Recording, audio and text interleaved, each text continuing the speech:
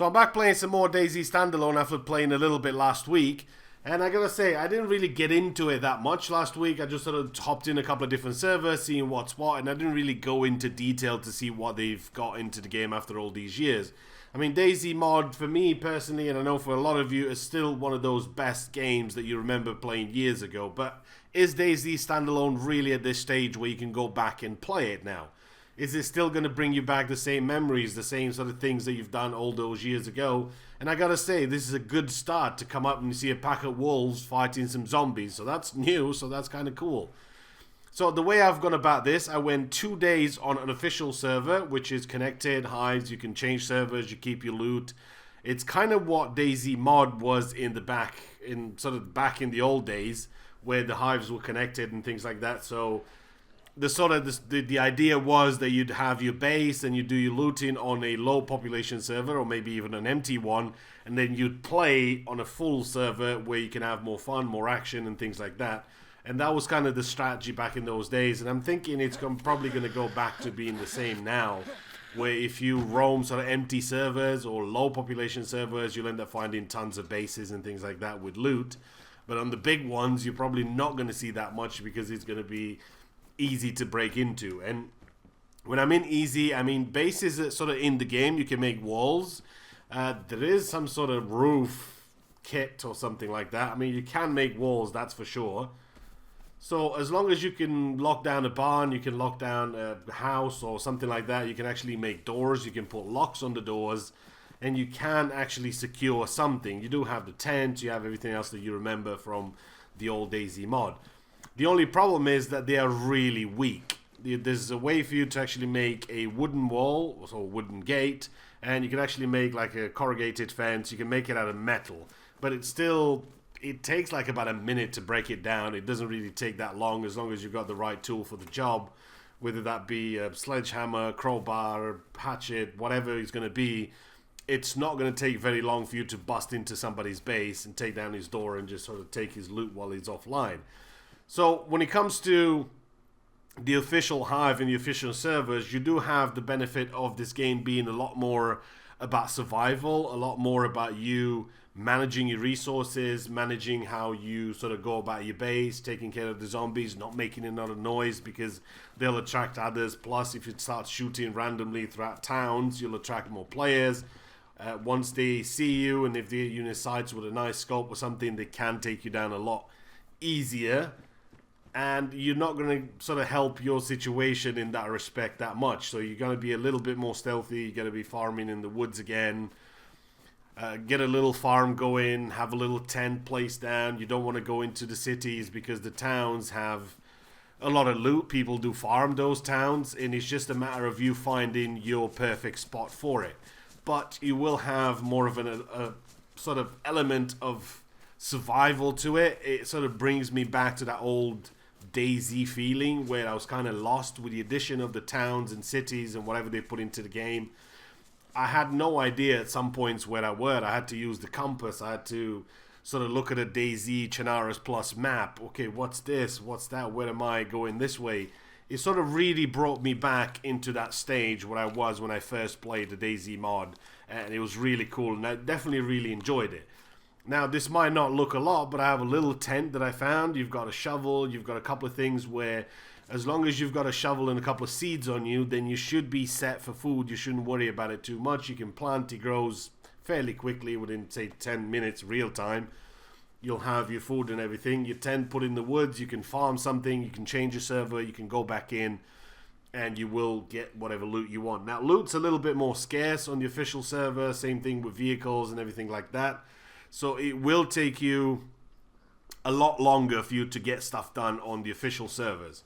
When it comes to the modded ones, obviously the modded ones are a little bit different. Like I said, I have spent the 2 days playing this, and I have 2 days playing the sort of community version of the servers with more stuff and whatever. So if you're looking for more of a survival, traditional sort of way where you need to manage your resources, you need to be careful about where you shoot, what you shoot, when you eat, what you eat, changing clothes, managing all that sort of stuff, because you can rain, you get damp, you get soaked, you get cold, you need to visit hospitals.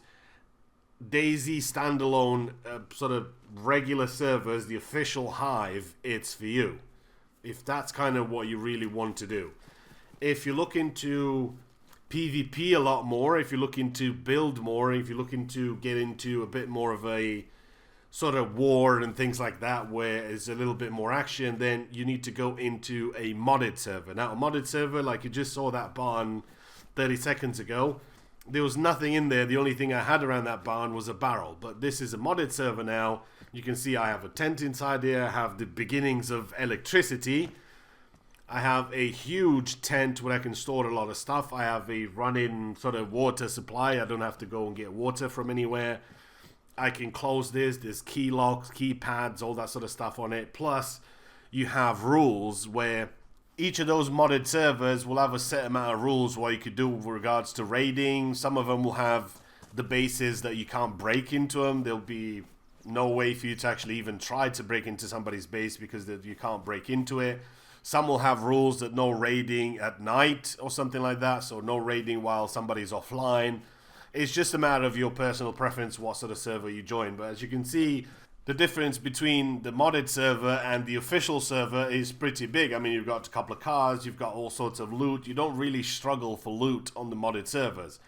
Plus, like I said, you have all the rules that sort of help in a way or not. It depends how you look at things. But on the modded server, it's more about the PvP. It's more about you sort of going around. You know you don't have to worry about food. You don't have to worry about medicine, ammunition, and things like that. There's plenty of barracks that will spawn 5 times the loot that you'll find on official servers and things like that. There's not that much farming that you need to do because there's so much loot. All you got to do is buy it, go to a trader, sell it, and then you'll be able to sort of buy whatever you need. So looting, while he's still in here, you still need to do looting. There's still airdrops and helicopter crashes and things like that. So loot's not really going to be a problem when it comes to a community server. Somebody will have to let me know. I haven't seen for about 2 days, 2.5 days, I haven't seen a single helicopter crash on the official server. So maybe they are, but I haven't seen them, or maybe they're not implemented. I know bicycles are not in, and that's kind of the one reason that I'm pissed off about. I need bikes. Now, when it comes to vehicles, there are a couple of vehicles in the game that you can get to and find and loot and do all that with them. And this is what you'll look like. You'll end up finding some sort of vehicle in a certain state. It could be in a good state or bad. It could have a door or 2 or 3. It could have a generator, radiator, battery, spark plugs. You could have whatever. But these are kind of the parts that you need. And each of these are individual. It's no longer that you just found a wheel for a car and you get another wheel to the next car. It kind of has to be a wheel for that specific car. Once you find those, it's pretty much just like a menu. You just go in, you press tab, and you kind of stick all the stuff in there, as long as it's in good working order. Now, I have a hood there, which the bonnet, it's going to be badly damaged. You won't be able to put that back on anymore because it's not good anymore, and then you'll need to go and loot another one. I think there's some sort of repair kit. I know there's a tire repair kit, and maybe there's some sort of repair kit for this as well, but you won't be able to. If you can see, I'm going to try and put that on. It won't actually let me put it on because it's ruined. So vehicles do take a long time to get going, especially on the official servers, because you'll need to come back on the same server. That vehicle won't move from that specific spot. Hopefully nobody will get it before you do, and you manage to farm enough parts to be able to move it out of the way, move it in the woods. Then it should be good for you. I mean, keep in mind that you just need the wheels, the radiator, the battery, and the spark plug in order for you to drive this away. Sure, it'll smoke and make a lot of noise, but you will be able to take it out of the way, and then nobody will find it as long as you can hide it in the woods. So if DayZ standalone is what you're looking for to sort of go back to as the mod was years ago, when we had tents in the woods and tents inside rocks and things like that where you need to hide your stuff, then that's probably going to be the game for you. So just to sort of sum it up, if you have a couple hours and you want to play the game, so you're playing it an hour here and an hour there, you're not really playing it more than that because you don't really have the time, you've got family, school, whatever is going to come between you and the game, then I do recommend going into the community servers. While you do have to worry about loot on the community servers, it's not that much of a problem as much as it is on the official ones. You have certain rules, you have admins, you have a little base. Nobody really gives a crap about you if you're a small fish in a wood somewhere with a little house and just doing your own thing and just want to PvP from time to time. That's kind of where you want to go. If you're looking to play the game as you did back in the day and dedicate yourself to it as your main sole game to play, then I do recommend going into the official Hive. You can have a base on a smaller server or maybe on an empty server, go in and play on a bigger one, loot on the other one. If you put in the time in, it will pay out for you and it will be as fun as it was back in the day. You'll still find that most of the north side of the map, sort of coming from sort of Vybor onwards and left side, it's all been changed. It's all new towns, new areas, new cities, new this, new that. There's all going to be all sorts of cool stuff for you to go and discover. There's no sort of map. You'll have to rely on a compass. You'll have to, well, there is a map, but you still need to rely on a compass and things like that. It's not as it used to be in the mod, but a little bit like it. So you'll see the map, but you don't actually see your position or anything like that. Plus, they're not written down on it, so it's going to make it a little bit more challenging for you, and you will have a lot more fun that way. You will still, however, encounter a few bugs here and there. The zombies do hit you in the sort of wall sometimes from time to time if you're too close. Say if you get inside, you close the door and you hid behind the wall. As long as you're not right next to the wall, he's not going to hit you. But if you're next to the wall or through the door or something, he will hit you. Just back up a little bit. But all in all, it's got a long way to go, but it's definitely been some progress. Now you'll have to let me know if you enjoyed the video and you'd like to see some DayZ coming back, maybe some little adventures. It's going to be a little bit different now since there's no towels on the bandit's head. So you'll need to sort of catch him in the act if he's banditing and take him down. Or would you like to see a bit more community servers where it's all going to be about PvP and taking sort of stuff down? I'd never looked at DayZ as a deathmatch. DayZ for me has always been a journey through Chernarus. Go here, make a little base, do this, plant a couple of farms, do this, do some hunting, find some good loot, come back, help somebody out. That's kind of always been what DayZ was for me. So you'll have to let me know if you'd like to see some survival in DayZ, or would you like to see more of a community server PvP based sort of thing where all that's going to happen a lot more than it would happen on the official servers. Also, let me know if you've been playing it for a while, you enjoy it, what's your favorite server or anything like that. If you've got something that you enjoy, share it with others. Maybe they'll join and have some fun. Hopefully you enjoyed the video. This is what DayZ is after nearly 6 years of development, and I'll see you in the next one.